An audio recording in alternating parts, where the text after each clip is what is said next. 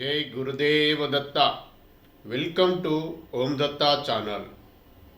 Thank you very much for watching this channel videos. జై గురుదత్త. జై గురుదేవ దత్త. అవధూత చింతన శ్రీ గురుదేవ దత్త స్వామి మహారాజుకి జై. దత్తబంధువులందరికీ నమస్కారం అండి. మనము ఈరోజు గురువారము శ్రీపాద శ్రీవల్లభ సంపూర్ణ చరితామృత పారాయణం చేద్దామండి. ఈరోజు 15వ అధ్యాయము. జై గురుదత్త. శ్రీ గురుదత్త. అధ్యాయం 15. బంగారప్ప సుందర శర్మల వృత్తాంతం. నేను శ్రీ దత్తానందుల వారి నుంచి సెలవు తీసుకొని నా ప్రయాణం కొనసాగిస్తున్నాను. నేను దారి వెంట పోతూ ఉండగా దప్పిక అవటం మూలాన అక్కడ దగ్గరనే ఉన్న బావి వద్ద వెళ్ళాను. నీరు చేదుకొనడు అక్కడ చేద కూడా ఉంది. నూతిలోనికి తొంగి చూద్దును కదా, ఒక వింత దృశ్యం కనపడింది. నూతి ఓరుల మధ్య భాగంలో నుంచి మొలిచిన ఒక చెట్టు కొమ్మను ఆధారంగా చేసుకొని తల క్రిందులుగా ఒక వ్యక్తి వేలాడుతున్నాడు. ఆ అపరిచిత వ్యక్తి నన్ను ప్రేమతో శంకరపట్టు అని పిలిచాడు. నాకు ఆశ్చర్యం కలిగి నా పేరు మీకిట్లా తెలిసిందని అడిగాను. అందుకతను, నీ పేరు మాత్రమే కాదు, నీవు శ్రీపాద శ్రీవల్లభుల వారి దర్శనార్థం కురుంగడ్డకు వెళ్తున్న విషయం కూడా తెలుసు. నిన్ను కలుసుకునే నిమిత్తమై మాత్రమే నేను వేచి ఉన్నాను అని చెప్పాను. అతని నూతిలో నుండి బయటకు తీయడం ఎట్లు అని ఆలోచన పడ్డాను. చేదును తాడు బలహీనమైంది. నా ఆలోచన పసిగట్టిన ఆ పుణ్యపురుషుడు, ప్రాపంచిక బంధాలతో సంసారమున బడిన మానవుడవు నీవు బంధరైతుడా. ఈ విచిత్ర యోగ ప్రక్రియలో ఆత్మానందం ఉన్నవాడు నేను. నన్ను నీవేమి లేవనెత్తగలవు? నా యంత్రం నేనే లేచేదను. శక్తి చాలినప్పుడు శ్రీపాదుల వారి దయతో శక్తి అనుగ్రహించదరు అని అన్నారు.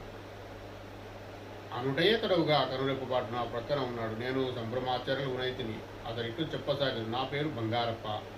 నీవు దాహము కొనినట్లున్నావు. నేను నీ దప్పిక తీర్చేదను. ఈ విధంగా పలికిన తక్షణమే చేదతో నీటిని తోడి తాను మాత్రమే గడగడ త్రాగసాగాను. విచిత్రంగా నా దాహం కట్టాడెను. నేను ఆశ్చర్యం పొంది తిని. అంతటా మేము ఇరువురము కలిసి ప్రయాణం చేయసాగుతుంది. అతడిట్టు చెప్పసాగాను, నేను స్వర్ణకార కుటుంబంలో చెందినవాడను. మంత్రతంత్రంలో ప్రావీణ్యము సంపాదించినాను. మంత్రతంత్ర ప్రయోగంతో అనిష్టాలైన వారిని చేతబడి చేసి చంపగల సామర్థ్యం కూడా సంపాదించింది. భూత ప్రేత పిశాచములతో సన్నిహితత్వం కూడా పొందిని. శ్మశానంలో వివిధములైన కార్యకలాపంలో చేసేటివాడు. నా పేరు విన్నంతనే జనులు గడగడలాడేవారు. నేను ఏ గ్రామం పోయినను అతడి జనులు నేను భూత ప్రేతములను ప్రయోగించి వారికి అనేక విధములైన కష్ట నష్టములను కలిగించనను భయంతో విశేషము ధనం ఇచ్చేది వారు. వారు నొసగిన ధనంతో ఎక్కువ భాగం నన్ను సదా ఆశ్రయించి ఉండు భూత ప్రేతములకు బలులకు ఉపయోగించబడేది. సకాలంలో బలు సమర్పింపని ఎడల ఆ భూతములు నాకే తీవ్ర హాని కలిగింపగలవు. నా ముఖంలో సాధారణ మనుషులకు ఉండవలసిన ప్రసన్నత లోపించి భూత ప్రేతములందు వికృత కళలోనూ క్రూర స్వభావ లక్షణాలు పెంపొందినవి. నా సంచారములలో ఒకపారి పూర్వ పుణ్యవశమున పీఠికాపురం వచ్చింది. దత్తప్రభుల అవతారంచే పవిత్రమైన ఈ నగరంలో క్షుద్రములైన కుతంత్రములకు పరస్పర కలహములకును లోటు లేదు. శ్రీ బాపనారుల గురించి, శ్రీపాదుల వారి గురించి కూడా కర్ణకర్ణిగా నేను విచిత్రముల విశేషమును వింటిని. నేను మునుముందుగా బాపనారుల వారిని సంహరించదలిచిదిని. నేనొక కొలనుకు పోయి దోషీలు నీటిని త్రాగుతుంటిని. నేను ఎవరినైనా చంపదలుచుకున్నప్పుడు నా వద్ద అనేక రకములైన ప్రక్రియలు ఉండేటివి. అందులో ఒకటి, నేను చంపబడుతున్న మనుషుని రూపమును ధ్యానించుచు నీటిని త్రాగిన ఎడల నేను త్రాగిన నీరంతయును ఆ మనుషుని పుట్టలో చేరును. పుట్ట నిండా చేరిన ఆ వ్యక్తి పుట్టవగిలి చచ్చును. శ్రీపాదుల వారి లీలా విశేషములు అనూహ్యములు. నేను కొలనులో నీరు త్రాగు సమయమున బాపనారుల వద్ద శ్రీపాదులుండిరి. శ్రీపాదుల వారి ప్రేమతో బాపనారుల పుట్టను నిమిరిరి. నేను ఇతడ ఎంత నీరు త్రాగుచుండెనో అది శ్రీపాదుల వారి మహిమ వలన ఆవిరైపోవచ్చున్నది. నీటిని త్రాగి నేనే అలసిపోయింది. కానీ బాపనారుల వారు నిక్షేపంగా నుండిరి.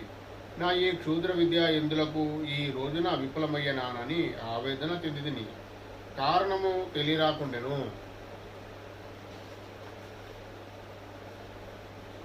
శ్రీపాదులు శూద్రోపాసకుల పీడ తొలగించుట. నా వద్ద సర్పమంత్రం ఒకటి ఉండేది. అది పఠించిన వెంటనే నేను కోరిన వారింట ఎక్కడెక్కడ సర్పంలో వచ్చి చేరును. నేను మనసులో ధ్యానించిన వ్యక్తి యుద్ధకు అవి పోయి కాటు వేయను. అయితే నేను ఆ సర్పమంత్రం పఠించిన తర్వాత అనేక సర్పములు బాపనార్ల ఇంట చేరినవి. అయితే అవి ఇంట నుండి ఒక పందిరిపైకి ఎగవాకి పుట్లకాయ వలె వేలాడినవి. 2 ముహూర్తముల కాలం గడిచిన తర్వాత ఆ సర్పములు ఎక్కడి నుండి వచ్చినవో అక్కడికి తిరిగి వెళ్ళిపోయినవి. ఈ విధంగా ఆ రెండవ ప్రయత్నం కూడా విఫలమైనది. నా వద్దనున్న భూత ప్రేతములు బాపనారుల ఇంటి దరిదాపులో కూడా పోలేమని నిష్కర్షగా చెప్పినవి. ఇదంతయు శ్రీపాదుల వారి చమత్కారమని లీలగా నాకు అర్థమైనవి. అయితే ఇంకనూ నాలో రాక్షస ప్రవృత్తి అంతరించని కారణంగా శ్మశానం పోయి శ్రీపాదుల వారి పిండి బొమ్మను చేసి దానికి 32 స్థానంలో 32 సూదులను గుర్చితిని. ఈ మరణ ప్రక్రియ వలన శ్రీపాదుల వారి శరీరంలో ఆయా స్థానంలో రుగ్మతలు కలిగి తీరవలెను. అంతేగాక 32 సూదులు కూడా ద్రవ రూపమును పొంది శ్రీపాదుల వారి శరీరంలోకి ఇంకిపోయి శరీరం అంతా విషపూరితం మరణం కలిగి తీరవలెను. అయితే ఈ నా ప్రయత్నం కూడా విఫలమయ్యాను. ఒకానొక అర్ధరాత్రి సమయంలో నా పుట్టలో నీరు అధికంగా చేరుచున్నది అని అనుభవం కలిగాను. నాకు ప్రాణాంతంగా నుండెను. నా సర్పమంత్ర ప్రభావమునకు బాపనారులింట చేరిన సర్పములన్నీ పీఠికాపురం నా యొక్క తాత్కాలిక నివాస స్థానం వచ్చి నన్ను కాటువేసినవి. శ్రీపాదుల వారి పిండి బొమ్మకు ఎక్కడైతే నేను సూదులను గుచ్చినానో అదే ప్రదేశంలో నాకు బాధ కలుగుతున్నాను. ఈ విధంగా నా యొక్క దుష్కచర్యల యొక్క ప్రతిచర్యలను నా శరీరం ముందు అనుభవింపసాగితిని. నరక యాతను అనుభవించుతిని. చనిపోయిన బాగుండునని తోచినది. అయితే నాకు చావు రాదాయను. నరక బాధలు ఎట్లుండనో చనిపోయిన తర్వాత నాకు కానీ తెలియవు. అయితే బ్రతికుండగానే నేను నరక బాధను ఆ రాత్రి అనుభవించింది. భరించలేని బాధలు కలిగినప్పుడు ఏ మానవుడైనా ఎట్లుండనో చనిపోయిన తర్వాత కానీ నాకు తెలియవు. అయితే బ్రతికుండగానే నేను నరక బాధను ఆ రాత్రి అనుభవించింది. భరించలేని బాధలు కలిగించినప్పుడు ఏ మానవుడైనను దైవం వైపునకు తిరగక మానడు. శ్రీపాద శ్రీవల్లభుల వారిని నేను నా మనసులో శరణుజొచ్చు తిని నా మనోనేత్రముకు శ్రీపాదుల వారి రూపం గోచరించినది. బంగారప్ప, నీవు ఓనరించిన మహాపాపములకు అనేక సంవత్సరములు ఈహాపర లోకంలో బాధలు అనుభవించి తదుపరి నరకంలో కూడా బాధలు అనుభవింపజేయవలసి ఉన్నది. అయితే నీ అందు కృప వహించి ఈ యొక్క రాత్రితో పడేడి యాత్రల ద్వారా కర్మను ధ్వంసం చేయుచున్నాను. ఈ యొక్క క్షుద్ర విధులు అన్నీ నశించును. అయితే ఎవరైనా దాహం కొని ఉన్న వారు నీ మనోనేత్రం గోచరించిన నీవు దప్పిక తీర్చుకున్న వారంతటి దూరంలో నన్ను దాహార్తి తీరిన వారగుదురు. తలకిందులుగా వేలాడుట అను ఒకనొక యోగ ప్రక్రియ ఉన్నది. దాన్ని అభ్యసించి నీవు ఆనంద ప్రాప్తిని పొందగలవు. నేటి నుంచి సాత్విక ప్రవృత్తిని అనుసరించి జీవింపుము. మా మాతాపితరుల గృహం నందు కానీ బాపనారుల గృహం నందు కానీ అడుగిడుట ఎన్నో జన్మల పుణ్యం కావలను. నీకు ఈ జన్మమునందు నంతటి అదృష్టం లేదు. అదృష్టమనున్నది అకస్మాత్తుగా లభించినది కాదు. దురదృష్టమనున్నది విచక్షణరహితంగా ఇవ్వబడినది కాదు. పూర్వజన్మంలోని పూర్వ పుణ్యకర్మములు ఒక్కసారిగా ఫలితం ఇచ్చినప్పుడు అదృష్టమని అందరూ. ప్రాణము నొసంగినది పరమేశ్వరుడు కనుక ప్రాణం తీయు ఆధారము అధికారం కూడా పరమేశ్వరునికి మాత్రమే కలదు. మాతాపితరుల జన్మదాతలు కనుక వారు పరమ పూజ్యులు. వారిని వృద్ధాప్యమును అనాధారం చేసి వారి అందు కటాక్షం పడదు. నీవు క్షుద్ర విద్యలో ఎందరో అమాయకులను అకాల మరణం గురి చేసినావు. ఆ పాప ఫలము నీకు శంకరభట్టు అను కన్నడ బ్రాహ్మణుడు కనిపించినంత వరకు ఉండును. తదుపరి దప్పిక కొని ఉన్నప్పుడు నీవు నీ విద్యను ఉపయోగించి అతని దప్పికను తీర్చుము. అప్పుడు నీ పాపము నిశ్చయమగును. శంకరభట్టు అనునతడు నా చరిత్రను రాయను అని నుడివాను. ఈ సంఘటన జరుగు నాటికి శ్రీపాదుల వారి వయసు 7-8 సంవత్సరములుండును. ఆ రోజు నుండి నీ కోసమే నేను వేచి ఉన్నాను నాయన శంకరభట్టు. నేడు నాకెంతయో సుదినము అనెను. నాకు ఈ గాథ అంతయును అయోమయంగా ఉండెను. అంతటా నేను ఇట్లాంటి, అయ్యా మీరు నీరు త్రాగిన ఇలా మరి ఒకరి దప్పిక ఎట్లు తీరును ఇందలి మర్మం నాకు విషదపరచవలసినదంటిని. దానికి బంగారప్ప ఈ విధంగా నుడిను, నాయన అన్నమయ కోశం నందు గల జీవులు భౌతిక సంస్కారం కలిగిన భౌతిక ప్రపంచంలో అనుభవములను పొందుదురు. ప్రాణమయ లోకం నందలి జీవులు సూక్ష్మ శరీర చైతన్యం కలిగి ఉందురు. మనమయ లోకం నందలి జీవులు మానసిక ప్రపంచంలో సంబంధంను కలిగి ఉందురు. విజ్ఞానమయ కోశం నందలి జీవులు దానికి సంబంధించిన ప్రపంచంతో సంబంధం కలిగి ఉందురు. ఆనందమయ కోశం నందలి జీవులకు ఆనంద అనుభవం ఉండును. ప్రాణమయ శక్తి ఒకనొక యోగ ప్రక్రియ ద్వారా నేను ఇతర జీవుల ప్రాణశక్తిలో అనుసంధానమునరించెను. తద్వారా ఈ తదాత్మ్య భావం వలన ఇది సాధ్యమగును. పూర్వకాలంలో వాలి ఒకనొక యోగ ప్రక్రియ ద్వారా తన ఎదురుగానున్న వానికంటే రెట్టింపు బలము శక్తిని పొందుతుండెను. అందువలననే రాముడు చిట్టుజాడు నుండి వారిని వధించెను. విశ్వామిత్ర మహర్షి రామలక్ష్మణుల బల అతి బల 2 పవిత్ర మంత్రం ఉపదేశించను. ఈ మంత్రంలో స్పందనలకు అనుగుణంగా ప్రాణశక్తి సిద్ధపరచుకునే ఎడల విశ్వాంతరమునున్న విశ్వశక్తి తనలోకి ఆకర్షించుకొని వీలు కలుగు. అయితే ఆ శక్తి మన శరీరంలోకి ప్రవేశించినప్పుడు విపరీతమైన బాధ కలుగును, భరించగలడం కూడా కష్టమగును. శరీరము పరిశుద్ధమైన కానీ ఆ శక్తి ప్రవహించినప్పుడు విపరీతమైన బాధ కలుగుటయే గాక ఆ శక్తిని నిలుపుకొన లేకపోవుట చే మరణం కూడా సంభవించును. మానవ శరీరంలో పరిశుద్ధ క్రమంలో 12 రకములు గలవు. శ్రీరాముని శరీరము 12వ దశకు చెందినది. శ్రీదత్తుని శరీరం 12వ దశ కూడా అతీతమైనది. అందువలన దత్తావతారమైన శ్రీపాదుల వారి యందు అనంత శక్తి, అనంత జ్ఞానం, అనంత వ్యాపకత్వము సహజ సిద్ధంగా నుండు. అంతటా నేను ఇట్లాంటిది, అయ్యా గౌతమ మహర్షి శాపం వలన అహల్య శిలారూపం పొందినని, శ్రీరాముడు పాదధూళి సోకినంతనే శాప విమోచనమయ్యానని అందరు కదా. ఆమె నిజంగా శిలారూపం పొందినా లేక ఇందులో ఏదైనా రహస్యం ఉన్నదా?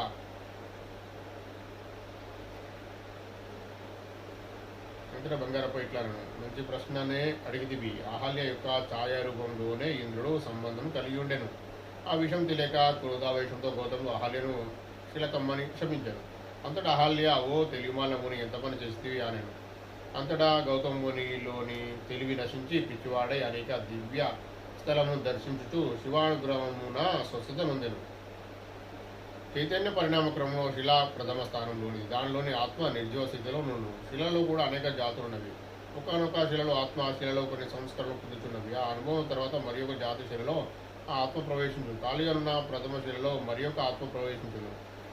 ఆ ఆత్మ ఏ శిలలో ఎంతకాలం ఉన్నదనుట కేవలం యోగ దృష్టి గల వారికి మాత్రమే తెలుసుకున్నట వీలగును. ఒకనొక శిలలో ఒక ఆత్మ ఉండగా ఆ శిల రెండుగా ఖండించబడిననుకొను. ఖండించబడిన శిలలో ఒక ఆత్మ ఉండగా మరి ఒక ఖండంలో మరి యొక్క ఆత్మ ఉండి కొన్ని అనుభవాలు పొందును. అవి ఏ రకమైన అనుభవాలు పొందుతున్నవో వాటికే తెలియను. అయితే శిలాస్థితిలో ఉన్నప్పుడు విపరీతమైన బాధను మాత్రము అవి అనుభవించును. వాటికి జీవం లేదు కదా అని అనుభవం ఉండును. జీవం లేదు కానీ బాధ అనుభవం ఉండును. జీవులకు వివిధ యోనులందు కలుగు యాత్రల వివరము. అంతటా నేట్లని, అయ్యా జీవం ఉన్నప్పుడే కదా బాధ కానీ సుఖం కానీ అనుభవం అయ్యేది. అటువంటప్పుడు నిర్జీవమైన పదార్థంగా ఉన్నప్పుడు అపరిమితమైన వేదన ఉండ ఎట్లు సాధ్యపడును? అంతటా బంగారప్ప ఇట్లా, జీవాత్మ పరమాత్మలో కలిసి ఉన్నప్పుడు బ్రహ్మానందం అనుభవించను. అది వాక్కులో వివరించడకు అలవి కానిది, మనసులో తెలియరాదు. అదే విధంగా శిలలో ఉన్నప్పుడు బ్రహ్మానందం పూర్తి విరుద్ధమైన మహా దుఃఖము అనుభవించను. అది కూడా వాక్కులో వివరించడం అసాధ్యమైనది, మనసుతో తెలియరాదు. అనగా ప్రాణం అనున్నది లేనప్పుడు అనుభవింపబడే మహా దుఃఖం అది. అనేక శీలలో ఈ ఆత్మ పరిభ్రమించును. తెలియరాని ఊహించరాని ప్రాణరహితమైన మహా దుఃఖమును అనుభవించుచు లోహంలో ప్రవేశించును. నానా విధాల రూపంలో అది సంచరించుచు నిద్రాణ స్థితిలోనున్న ప్రాణమును అనుభవించును. ఒకనొక లోహంపై దానికి సరిపడని విషపూరిత పదార్థం పోసిన అనుకొనము. దానిలో ఉన్న ప్రాణము నిద్రాణ స్థితిలోనే బాధను అనుభవించి ఆ లోహమును విడిచి మరి ఒక లోహంలోని ప్రవేశించును. లోహ జాతుల్లో తదాత్మ్యము నొందిన ఆత్మ పరిణామ క్రమంలో వృక్షంలో ప్రవేశించును. ఇది వరకు నిర్జీవ స్థితిలో నిర్జీవ పదార్థం ఉన్నప్పుడు నిద్రాణమై ఉన్న ప్రాణము ఇప్పుడు చైతన్యవంతమై నిటారుగానే వాలుగానే ఉండవాలనే సంకల్పం కలిగి ఉండును. అయితే దృఢత్వమునకు ఏర్పాటైన వేళ్ళు భూమిలోనికి చొచ్చుకొని పోయి అది పరిణామమునకు వీలు కలిగించును. ఆత్మ ఈ విధముగా అనేక రకముల వృక్ష జాతుల్లో ప్రవేశించి అనేక అనుభవములను పొందుచు సగము జీవన సహితమగును, సగము జీవనరహితమగును. ఉండేటి స్థితి నుండి వెలువడి క్రిమి కీటకములుగా పరిణాతి చెందును. ఆ దశలో చలనం కావాలనేది దాని సంకల్పం నెరవేరును. ఈ విధంగా అనేక క్రిమి కీటకాదులు అనేక సంస్కరణలు పొందొచ్చు. మత్స్య రూపం పొందును, తర్వాత పక్షి రూపమును పొందును. అనేక రకముల పక్షి రూపంలో అనుభవం పొందిన తదుపరి 4 కాళ్ళలో జంతువుగా జన్మించును. జంతువులో పరమ పవిత్రమైన గోజన్మను పొందును. మానవులకు తల్లి వలె క్షీరమొసముట చేత తనకు తెలియకుండానే పుణ్యమును సంపాదించును. పురుష రూపంలో ఆహార ధాన్యముల ఉత్పత్తులు సహకరించుడితే పుణ్యము సముపార్జితమగును. తదుపరి జన్మమునందు మానవ శరీరము పొందును. సంస్కారం వలన ఆలోచనలు కలుగును, అవి చేతులుగా మారును.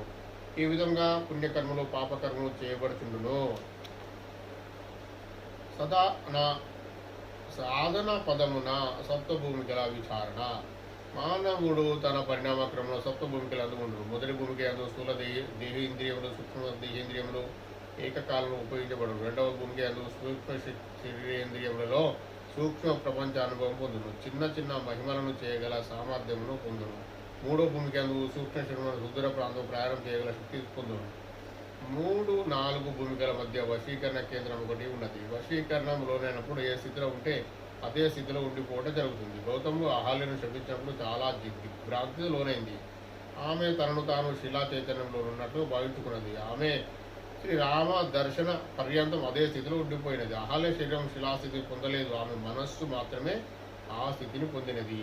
అంటే 3-4 భూమికల మధ్య ఉన్న వశీకరణ కేంద్రంలో ఉండిపోయినది. శ్రీరాముడు పాదదులు సోకగానే ఆమె మనోపుష్పము వికసించనారంభించినది. ఆమె తిరిగి తన సహజ స్థితిని పొందినది. 4వ భూమికకు చేరిన ఆత్మకు అత్యంత విస్తారమైన యోగ శక్తులు లభిస్తాయి. అయితే ఆ యోగ శక్తులను లోక కళ్యాణార్థం అంతరాత్మ ప్రబోధానుసారం వినియోగిస్తే పై స్థితుల్లోనికి పోయే వీలుండేది. అయితే పాపకార్యముల నిమిత్తం తుచ్చమైన స్వార్థ ప్రయోజనాల కోసం ఈ శక్తులు వాడితే పతనావస్థకు చెంది శిలా చైతన్యంలోనికి పడిపోవడం జరుగుతుంది. ఆ తర్వాత అనేక వేల జన్మలెత్తి కానీ మానవ జన్మలోనికి అడుగుపెట్టే అవకాశం ఉండదు. 5వ భూమికలో ఉన్నవారు సంకల్ప జ్ఞానులు, 6వ భూమికలో ఉన్నవారు భావజ్ఞానులు. సంకల్ప జ్ఞానులు దైవ సాక్షాత్కారం కోరుతూనే ప్రాపంచిక కార్యకలాపం కూడా సాగిస్తారు. భావజ్ఞానములకు ప్రాపంచిక కార్యక్రమములకు ధ్యాస చాలా తక్కువ ఉంటుంది. 7వ భూమికలో ఉన్నవారు పరమాత్మ యందుండే ఆనంద స్థితిని యొక్క జ్ఞానము పొందగలుగుతారు. అవతార పురుషులకు సాధకులకు గల వ్యత్యాసం. బంగారప్ప చెప్పిన మాటలు ఆలకించిన తదుపరి నా మనసులో కొన్ని సందేహములు కలిగినవి. వాటిని తీర్చుకున్న నిమిత్తం ఇట్లు ప్రశ్నించింది. అయ్యా, జీవులకు మాత్రమే పరిణామ క్రమం ఉన్నా లేక అవతారములకు కూడా ఇవి వర్తించునా? అంతటా బంగారప్ప ఇట్లను అవతారములకు కాలానుగుణ్యంగా వచ్చుచుందును. మానవుడు భగవంతుడైన ఎడల సమర్థ సద్గురువు అని పిలువబడును. దైవము మానవుడిగా వచ్చిన ఎడల అవతారం అవనబడును. మాతృము నీటిలో పడినా పరిగెత్తగలదు, మత్స్యము నీటిలో పడినా పరిగెత్తగలదు. పూర్వము నీటిలోను భూమి మీద కూడా ఉండగలదు. వరాహము అనగా ఖడ్గమృగం భూమి మీద పడినా పరిగెత్తగల జంతువు. మృగంలో శ్రేష్ఠుడైన సింహం చాలా ముఖాకృతిలోను, మిగతా భాగం మనుష్య రూపంలో ఉన్న రూపము నరసింహము. యాచన ప్రవృత్తి గల తమోగుణ ప్రధానము వామన అవతారము, రజోగుణ ప్రధానము పరశురామ అవతారము, సత్వగుణ ప్రధానము రామ అవతారము, త్రిగుణములకు అతీతమైన నిర్గుణ తత్వ ప్రధానంగా శ్రీకృష్ణ అవతారము, కర్మ ప్రధానంగా వచ్చినది బుద్ధ అవతారము. సమస్త సృష్టిలో ఏకత్వం నందరి అనేకత్వం నందరి ఏకత్వం తన యందే నిలుపుకొని వచ్చిన అత్యంత అద్భుతమైన అత్యంత విలక్షణమైన యుగావతారము శ్రీపాద శ్రీవల్లభ అవతారము. శ్రీపాదుల వారికి రుణానుబంధం లేని యోగ సాంప్రదాయములు కానీ మతములు కానీ ధర్మములు కానీ సృష్టిలో లేనే లేవు. శ్రీపాదుల వారి స్థితి ఎంతటి ధీమంతులకైనను గోచారం కానిది. వారికి వారే సాటి. అన్ని సిద్ధాంతములను అన్ని సాంప్రదాయములను వారి యందు సమన్వయం చెందును. ఈ సృష్టికంతటికి ఆది బిందువు అంత్య బిందువు వారే. స్పందనశీలమైన ఈ జగత్ వ్యాపారానంతమును పర్యవేక్షించున్నది, సంకల్పించున్నది, గతి నొందించున్నది వారే. ఇది నిగుణమైన దైవరహస్యము. ఇది సప్త ఋషులకి అంతుపట్టని వారి స్థితిని నేనేమని వర్ణించగలను నాయన? శంకరభట్టు, నీవు ధన్యుడు. వారి అభ్యజకరణ కారుణ్యము పొందగలిగిన వారే ధన్యజీవులు. అన్యజీవులు వ్యర్థ జీవులు. సత్కర్మల దుష్కర్మల ఫల వివరణ. అయ్యా, నాకొక సందేహం గలదు. సమస్త కర్మలను ప్రబోధకు వారే అయినప్పుడు లోకంలో కొందరికి మంచివారిగాను మరికొందరిని చెడ్డవారుగాను పుట్టించనేలా అని అడిగితిని. దానికి బంగారప్ప పెద్దగా నవ్వెను. నాయన, నీవు మంచి ప్రశ్నే అడిగితివి. సృష్టినంతయును ద్వంద్వములు సాయం చేతనే ఏర్పడినవి. మృత్యుభయం లేకపోతే కన్నతల్లి కూడా బిడ్డను ప్రేమింపజాలదు. వేదంలో పురుష శబ్దం ఆత్మ అనే అర్థంతో వాడబడింది, అంతేగాని పురుషాధిక్యతను సూచించు అర్థంతో కాదు. మానవ ధర్మములకు జంతు ధర్మములకు ఎంతటి వ్యత్యాసం కలదో మానవ ధర్మములకు దేవత ధర్మములకు అంతటి వ్యత్యాసం ఉండును. ద్వంద్వం లేకుండా వికాసం కానీ పరిణామం కానీ సాధ్యం కాదు. భగవంతుడు సర్వశక్తివంతుడనని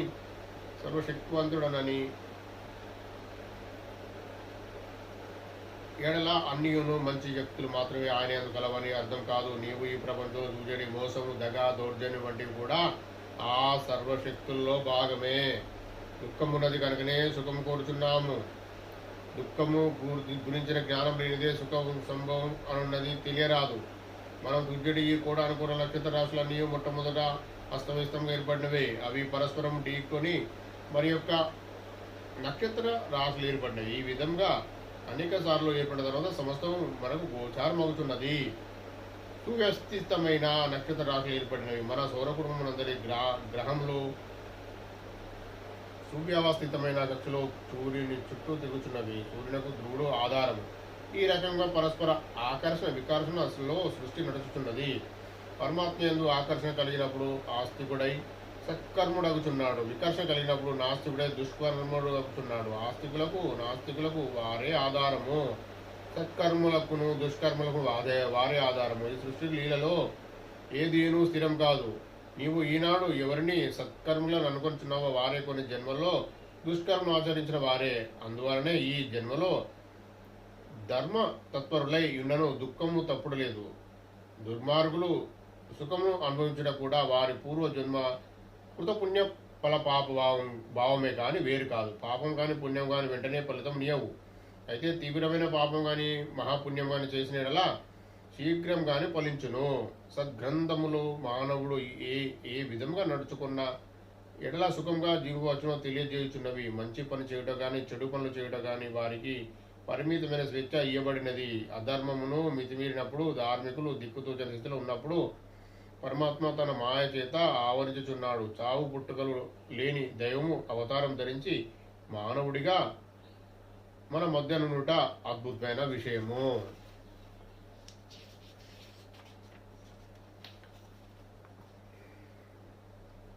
మహారాజులకు గౌరవభంగం. పీఠికాపురునకు సంస్థానం నేలు ప్రభు ఒక్కొక్క పర్యాయము మారు విషయంలో తిరిగి ప్రజల స్థితిగతులను తెలుసుకునేవాడు. మహారాజునకు శ్రీపాదుల వల్లభుల దర్శనము చేసుకున్న వాళ్ళ కోరిక కలిగినది. వెంటనే ఆయన భటులను అప్పలరాజు శర్మ ఇంటికి పంపాను. తాకీదు సారాంశం ఏమనగా శీఘ్రంగా శ్రీపాదుల వారిని తీసుకొని అప్పలరాజు శర్మ బాపనారులో కోటలోని మహారాజు వారి సమ్ముఖముకు రావాల్సినది. అవమానకరమైన ఈ ఆహ్వానము శ్రీపాదుల వారు తిరస్కరించిరి. అప్పలరాజు శర్మకు కోటలోనికి వెళ్ళుటకు ఇష్టం లేదు. బాపనారుల వంటి మహాపురుషులు అంతరాత్మ ప్రేరణ ఉన్న కానీ ఎటువంటి చోటికి పోరు. బాపనారులు శ్రీపాదుల వారితో, నాయన బంగారు కోటలోని వెళ్ళటకు నీకు అభ్యంతరమా అని ప్రశ్నించింది. దానికి శ్రీపాదులు, తాత మహారాజునకు భక్తి లేదు, నా దర్శనం అంతా సులభమైనది కానే కాదు అన్నాడు. శ్రీపాదుల వారు భటులతో, మీరు మహారాజును నన్ను చూడవాలన్న స్వయంగా ఇచ్చటకు రావచ్చును. అతడు కేవలము ఈ సంస్థానం మాత్రమే రాజు. నేను ఈ సృష్టికంతయు రారాజును, చక్రవర్తిని. నేను సమస్త భువనములకు సార్వభౌముడను కనుక నా వద్దకు వచ్చినప్పుడు వట్టి చేతులతో రారాదు. నజరాన కూడా తీసుకురావాలను. రాజు నన్ను గురుగా భావించినలా గురుదక్షిణ కూడా తీసుకురావాలను అని కరాఖండిగా చెప్పిరి. శ్రీపాద శ్రీవల్లభుల సమస్యను పరిష్కరించడంలో బహునేర్పరి. అదేవిధంగా శ్రీపాద శ్రీవల్లభులు సమస్యను సృష్టించుటలో బహునేర్పరి. అదేవిధంగా సమస్యను పరిష్కరించడం కూడా బహు చతురులు. మహారాజునకు ఆగ్రహం కలిగిన ఎడల రాగల పరిణామాల గురించి బాపనారులు అప్పరాజుల శర్మ వెంకటపై శ్రేష్ఠి నరసింహారావును యోచన చేయుచుండిరి.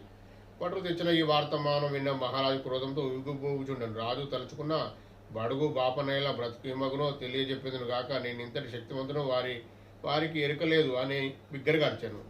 ఆ అరుపు అర్చన వెంటనే అతని శక్తి యావత్తు బయలువెడలి నిర్వీరుడయ్యను. శోషవాచి కింద పడిపోయిను. పరిచారకులు సేవలు చేసిరి. అతడు నీరసము నుండెను. ఇంతలో అతని మనోనేత్రంలో వికార స్వరూపం గల స్త్రీమూర్తి గోచరించాను. నేను నీ శక్తిని నీలోని ఉరుకుతున్నాను అని అర్చుతూ అతనిలోనికి బలవంతంగా ప్రవేశించాను. ఆ శక్తి దాటికి తట్టుకోలేక అతని ఎముకలు చూర్ణం అయినట్లు అనుభూతి కలిగాను. వెంటనే నాలో నుండి వెళ్ళిపో అని అతడు హీనస్వరంతో అరిచాను. ఇదిగో వెళ్ళిపోతున్నానని అరుచుతూ ఆ శక్తి మహాదాటిలో బయటికి పోయాను. ఆ రకంగా పోనప్పుడు రాజు నరకయాతను అనుభవించను. ఈ రకంగా శక్తి ప్రవేశించుటను శక్తి బయలువెరుటయు జరుగుతుండెను. ఈ రెండు విధముల ద్వారా అతనికి నరకయాతన అనుభవించుచుండెను. రాజపురోహితులైన కోట సుందరరామ శర్మకు భటుల ద్వారా వర్తమానం అందింపబడను. వారు స్వయంభుదత్తునికి అర్చన చేసి తీర్థం ఇచ్చిరి. దత్త విభూతిని నొతులు పెట్టుకున్న తదుపరి శరీరంలో శక్తి రాకపోకలు నిలిచిపోయాను. అంతటా శర్మ ఇట్లా అనిరి, మహారాజా చూచినారా మా మా అర్చన యొక్క శీఘ్ర ఫలము.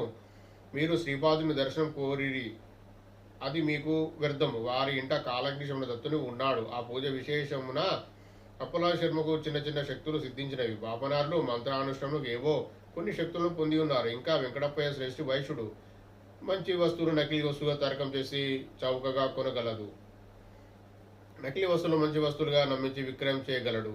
అభూత కల్పనతో అద్భుత శక్తులను శ్రీపాదునికి అన్వయించి భజన చేయుచున్నారు. నరసింహవర్మ సుశిక్షిత్రుడైనను మూర్ఖుడైన శ్రీపాదుని దత్తావతారమని స్తుతించుచున్నాడు. మీరెంత మాత్రం చింతన పొందవలదు. మా అనుష్ఠానం చాలా గొప్పది. మహారాజంతటి వాడు ఆజ్ఞాపించిన రానన్నుటకు ఎన్ని గుండెలు ప్రభువుల వారు బలవంతంగానైనా శ్రీపాదుని ఇచ్చటకు తీసుకురాగలరు. ఈ మాటలు ముఖసుతులు విన్న రాజు నీరసంగా, బలవంతంగా వారిని ఇచ్చటకు ప్రభువుల వారు బలవంత ఇచ్చటకు రప్పించినలా నాకు కలు లాభమేమి? పైపెచ్చు నాకు అపకీర్తియే మిగులును. శ్రీపాదుల వారి వద్ద కొన్ని క్షూద్ర విద్యలు ఉన్నట్లు నాకు అనుమానముగా ఉన్నది. నాపై శ్రీపాదుడు శక్తి ప్రయోగం చేసినాడు. లేకపోయినా ఈ శక్తి నా శరీరం రాకపోకలు సాగించనేలా. దీనికి మీరు తరుణోపాయం చూపోయలను. మీరు మా కులపురోహితులు, మా శ్రేయస్సును కాంక్షించువారు అని పలికాను. అంతటా శర్మ ఇట్లాను, మహారాజా దత్తపురాణమును బ్రాహ్మణుల చేత పారాయణం చేయించవలను. స్వయందత్తుని అర్చనలకు చేయించవలను. బ్రాహ్మణ సమారాధన చేయవలను. భూరి దక్షిణ నొసంగవలను. అష్టాదశ వర్ణముల వారికి అన్నదానం చేయవలను. ఈ విధంగా చేసిన ఇలా దత్తుడు ప్రసన్నుడగును. శ్రీపాదుని ఆటకట్టును. క్షుద్రశక్తుల బాధ నివారమగును. పురోహితుని కోరిక మేరకు రాజు కావలసిన ఏర్పాట్లు అన్నింటినీ చేయించాను. పీఠికాపుర ప్రాంతం నందు అడవులు కూడా చాలా గలవు. పీఠికాపురం చోర భయం కూడా జాస్తి. దత్తపురాణం పారాయణం చేసేటి రోజు నుండి నగరంలో దొంగతనాలు విస్తారము జరుగుతుండెను. రాజు వాటిని అరికట్టులో గెలుదురాయను. రాజునకు పీడకలను కూడా జాస్తి అయ్యాను. కొండ నాలుకకు మందు వేసిన ఉన్న నాలుక ఊడిపోయేనను. చందసమున బాధలు మిక్కుటమోసాగాను. రాజునకు తన పితరుల స్వప్న దర్శనం ఇవ్వసాగిరి. బక్క చిక్కిన దేహంతో ఆవు రావుమని అన్నం కోసం పడి గావులు పడు బిచ్చగాళ్ళ వలె నుండిది. ఏమిరా మాకు శ్రద్ధ భోజనం పెట్టుట లేదేమి? మేము ఈ ప్రేత యోనిలోనే ఉండవలనా? మాకు ఇంకా సద్గతులు లేవా అని ప్రశ్నించేది. మీకు శాస్త్రోక్తంగా శ్రద్ధ కలాపములు చేయుచున్నానని రాజాను. నీవు చేయుచున్నావు సరే, కానీ అవి మాకు అందుట లేదు. శ్రద్ధను ప్రియుడ బ్రాహ్మణులు పుష్టిగా సృష్టిగా ఉన్నారు. అనుష్ఠానానంతరం బ్రాహ్మణులు మంత్రపూర్వకంగా కర్మకలాపం నిర్వర్తించినప్పుడు అదేవిధంగా, కానీ అవి మాకు అందుట లేదు. అదేవిధంగా శ్రద్ధలు పెట్టువాడు శ్రద్ధను పెట్టినప్పుడు మాత్రమే అవి పితరులకు సద్గతిని కలిగించును. అవి పితరులు రాజుతో అనిరి. కళ్ళు మూసినను తెరిచినను పితరుల యొక్క ఈ గోలతో ఆదనాదంగా రాజునకు రాత్రి సమయంలో నిద్ర లేకుండాను. పులి మీద పుట్టరాగినట్లు రాజుగారి యొక్క పెళ్లి కావలసిన కుమార్తెకు భూత బాధ కలిగను. జుట్టు విరబోసుకొని వికటాటహాసం చేయుచు ఇంటిలోని వస్తువులను అవతల పారవేయుచుండెను. భోజనంలో కూర్చున్నప్పుడు అన్నంలో పురుగుల దారంగా కనిపించుచుండెను. అన్నం ఉన్నట్టుండి వస్త్రంలోకి నిప్పంటుకొని చుండెను. అన్నదానం జరుగు చోటికి రాజు వచ్చి వీక్షించినప్పుడు హీనంగా కృషించే శరీరంతో ప్రేతకలతో ఉన్న తన వంశంలోని గతించిన స్త్రీ పురుషులు దుర్గోచారం అయిరి. రాజు పరిస్థితి చాలా దయానీయంగా నుండెను. సుందర శర్మ ఇంట కూడా పరిస్థితులు బాగుండలేదు. సౌమ్య మనస్కైన ఆయన ఇల్లాలు ఉన్నట్టుండి వంట పాత్రలో అతని నెత్తి మీద మోదుచుండెను. శర్మ కుమారుడు తాడును ఒక దారిని తెచ్చి తన తండ్రికి స్తంభను కట్టివేయుచుండెను. శర్మ కుమార్తె తన తండ్రి మీద ఉమ్మివేసి తన పాదరక్షలతో ముఖమును వాయగొట్టుచుండెను. కర్మభోజనం కోరినప్పుడు ఎండు గడ్డిని తెచ్చి తినమని పెట్టుచుండిరి. తినకపోయిన వాతులు కూడా పెట్టబడునని బెదిరించుచుండిరి. శర్మ నియోగించిన బ్రాహ్మణులు మాత్రం దత్తపురాణం పారాయణం చేయుచుండ్రి. పారాయణానంతరం వారు భోజనం చేసిన తదుపరి భూత ప్రేత పిశాచం యథేచ్ఛగా ఇంట తిరిగాడుతూ భయభ్రాంతులు చేయుచుండెను. కొందరు స్త్రీలు వికృతంగా నవ్వుతూ, నీవు ఏ రాజునకు పౌరోహిత్యం చేస్తున్నావో ఆ వంశంలోని పై తరం వారు పరాయి స్త్రీల మాతృ సమానంగా ఎంచక బలవంతంగా అనుభవించారు. ఆ స్త్రీలో ఎవరో కాదు మేమే. మా భర్తలతో మమ్ము సుఖంగా సంసారం చేసుకొనియక మహా అపరాధం చేసిరి. మేము ఈ రాజవంశం మీద పగ తీర్చుకొనదలిచితిమి. మీరు మాకు పిండ ప్రదానం చేసినంత మాత్రాన మాకు సద్గతులు ఏమీను కలగవు. రాజద్రవ్యం పొంది భూరి దక్షిణ పొంది ద్రవ్యశుద్ధి లేని ఆ ద్రవ్యమును అధికారులైనారు గనుక మేము మీ కుటుంబమునకు కూడా వేధించదలిచిందని పలుకుతుండేది. బ్రాహ్మణులను శర్మయు మహారాజుకు కూడా భయభ్రాంతులైరి. దత్తపురాణం పారాయణ చేసి శుభఫలము సిద్ధించునని విన్నాం, కానీ ఇది ఏమి విపరీతము. ఈ పురాణ పఠనం వలన శంకరుడు ప్రసన్నుడై తన భూత ప్రేత పిశాచగణంతో సహా కరళనృత్యం చేయుచున్నాడు. దత్తపురాణ పఠనం వలన విష్ణు ప్రసన్నుడై తమకు మాత్రం భోజనం సదుపాయం లేకుండా చేసి అన్నార్థులై వచ్చిన బిచ్చగాలకు అనుగ్రహం ప్రసాదించున్నాడు. బ్రహ్మదేవుడు ప్రసన్నుడై అశ్లీలములు నింద్యములైన వాకులు తమను వేధించు వారిని సృష్టించినాడు. ఆహా, దత్తపురాణ పఠనం వల్ల ఈ పద్ధతిలో బ్రహ్మ విష్ణు మహేశ్వరుడు ప్రసన్నులై వాక్కుల చేత హింసించి చావడానికి కూడా వీల్లేకుండా విష్ణుతత్వంతో రక్షించి భూత ప్రేత పిశాచములకు ఆనందం కలిగించేడి నాట్యకరణతో జీవచముగా చేసేటి ఎడల అటువంటి దత్తభక్తి మాకు జన్మ జన్మలకు వలదు మహాప్రభు అని పరితపించుచుండిరి. సృష్టిలో మానవుడు కూలిచ్చువాడు శ్రీపాదుడు. అంతటా బ్రాహ్మణులను శర్మను మహారాజును శ్రీపాదుల వారిని శరణొచ్చిరి. అంతటా శ్రీపాదులు ఇట్లాంటి, ఈ సృష్టిలో ప్రతి మానవుడు కూలియే. నేను యజమానిని. నేను ప్రసన్నుడైన ఎడల నీకు కావలసిన దానికంటే ఎక్కువ కూలి ఇచ్చేదను.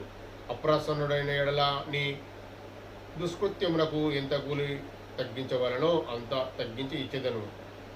ఆలయంలో స్వయంభు దత్తుడను అన్నున్నది నేనే. కాలాగ్నిశంలో దత్త రూపం ఉన్నది కూడా నేనే. జీవులందు కరుణతో శ్రీపాద శ్రీవల్లభ రూపంలో వచ్చి ఉన్నాను. నాకు ముఖమునకు మంగళహారతి తెచ్చి పాదమునకు మేకులతో దిగొట్టేట ఎడలా మీకు ఫలమేమి వచ్చును చిక్కును. నా తల్లిదండ్రులు ఎవరనుకున్నారు? దత్తపురాణంలోని విష్ణుదత్తుడును అతని భార్యను. ఈ కలియుగంలో అప్పలా శర్మ గాను సుమతి మహారాణి గాను జన్మించిరి. బాపనారులు ఒకనొక కల్పమునందు శ్రీ విఘ్నేశ్వరుని కుమారులైన లాభుడు, మరి ఒక కల్పమందు లాభాదు మహర్షి, రోషిలా నగరం నందు భాస్కరాచార్యుల వచ్చినది వారే. వారి గోత్రం వైశ్యకులమున జన్మించిన వారికి గౌరవపాత్రమైనది. నేను గణేష చతుర్దశి అవతరించడం కూడా దివ్య సంకల్పంతో భాగము. వాసవి కన్యక పరమేశ్వరి అవతారం నుండి పైండ వారితో రుణానుబంధము సింహాచల క్షేత్రం నందలి నృసింహ రూపంలో రుణానుబంధం కలిగిన నరసింహవర్మ వీరు నిజంగా పుణ్యాత్ములు కనుకనే నాతో ఈ అవతారంలో సంబంధం కలిగినది. వారి ప్రేమ వారి వాత్సల్యము నన్ను జన్మ జన్మలో కట్టివేచుండును. నేను నరసింహ సరస్వతిగా అవతరించినప్పుడు సాక్షాత్తు బాపనారుల పోలికలతో జన్మించదను. వారి రాగి పాత్ర నుండి జలము గ్రహించి ప్రోక్షించి ఇచ్చట ఉన్న భూత ప్రేత పిశాచములను విముక్తి కలిగించినట్లే నరసింహ సరస్వతిగా అవతరించినప్పుడు నా గాంధర్వ నగరంకు వచ్చిన భక్తులు నా వహించిన భూత ప్రేతములను పారదురులి ఆ భూత ప్రేతములకు సద్గతిని కలిగించదను. సంపద ఉన్నంత మాత్రము గర్వింపరాదు. నీ వద్దనున్న సొత్తును ద్రవ్యశుద్ధి ఉండవలెను. అది లేకున్నచో దుఃఖమును కలుగును. నీవు పుణ్యవంతుడైనను గర్వించిన ఎడల నీవు ఎంత మాత్రము కావు సుమి. నీ చిట్ట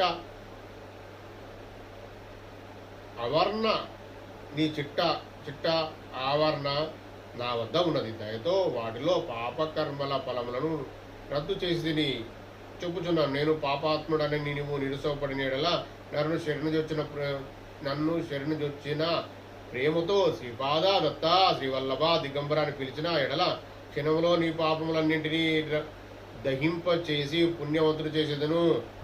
సత్యమును అసత్యంగాను అసత్యము సత్యంగాను భావించుట వలన నీకిట్టి సంకటములు కలిగినవి. దత్తపురాణమును పారాయణం చేసినను శ్రీపాద శ్రీవల్లభుడు నిందించిన మీకు ఫలితములు లేకపోగా వింత వింత చిక్కులు పడేదరు. దత్తుడే స్వయంగా శ్రీపాద శ్రీవల్లభునిగా వచ్చినప్పుడు ఇది సత్యము సత్యము సత్యము.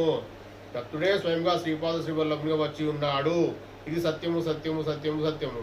శ్రీపాద శ్రీవల్లభులకు జయము జయము. ఈరోజు గురువారం పారాయణం 15వ అధ్యాయం సంపూర్ణం. జయ గురుదత్త శ్రీ గురుదత్త. సర్వం శ్రీ పూర్ణపరబ్రహ్మ పరమాత్మైన దత్తప్రభు చరణారవిందార్పణ వస్తు. దత్త దిగంబర శ్రీపాద వల్లభ దత్త దిగంబర నృసింహ సరస్వతి దత్త దిగంబర స్వామి సమర్థ దత్త దిగంబర షిరిడి పురీష దత్త దిగంబర సర్వం శ్రీ పూర్ణ పరబ్రహ్మ పరమాత్మ చరణారవిందార్పణమస్తు. జై గురుదేవ దత్త. ఈ వీడియో గనుక మీకు నచ్చినట్లయితే లైక్ చేయండి, షేర్ చేయండి, సబ్స్క్రైబ్ చేయండి. దత్తబంధులందరికీ చేరేలా చూడండి. దత్తార్పణం.